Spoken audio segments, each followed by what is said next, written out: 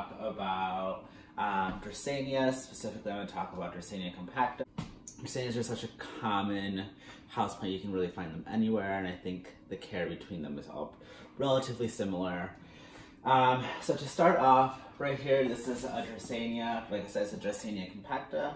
It is native to Africa and Australia, but really has been in the US and in Americas for a really long time. Don't necessarily need as much moisture. You can let them dry out a little bit more, but then also a lot of indirect sunlight will be really helpful for them. So to start off, we'll start with the watering. And right here, I also have another Dracaena Compacta. The first thing I like to do is for watering, like I said, they can go a little bit drier, but I'll typically let them dry about an inch down into the soil. So if you just stick your finger, for me, that's about to the second knuckle. When it comes to actually watering, I like to water this very, very thoroughly.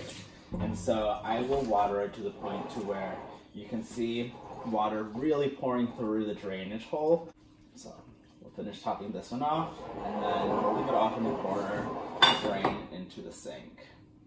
Number two, from the sun perspective, they really like indirect sunlight. So they don't necessarily like to have too much sunlight directly on their leaves because they can get sunburned and then get little brown spots. In this window right here, which is a south-facing window, a little bit off to the side, does really well. Like I said, just not too much direct sunlight, either to the edge of a window or in front of a window that has either some sort of curtains or something that is making sure that the rays aren't too strong. From a soil perspective, these really aren't too finicky of plants when it comes to that. I use just the potting soil that I bought at Home Depot for all of my Dracaenas that I have, which are these three right here, and they do just fine. And then just so to quickly summarize, from watering perspective, water once you have about 1 inch of dry soil.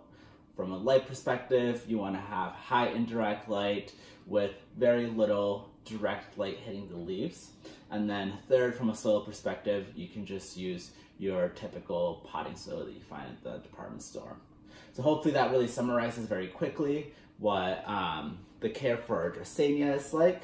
Really, Dracaena was actually the first houseplant that I bought and I absolutely love, and I was super nervous but excited to propagate, and I hope that you guys also enjoyed it in your home. And again, if you have any questions, feel free to shoot them at me. Happy to help. Any comments or suggestions on these, happy to share with the community as well. And thank you for watching. Hope you enjoyed.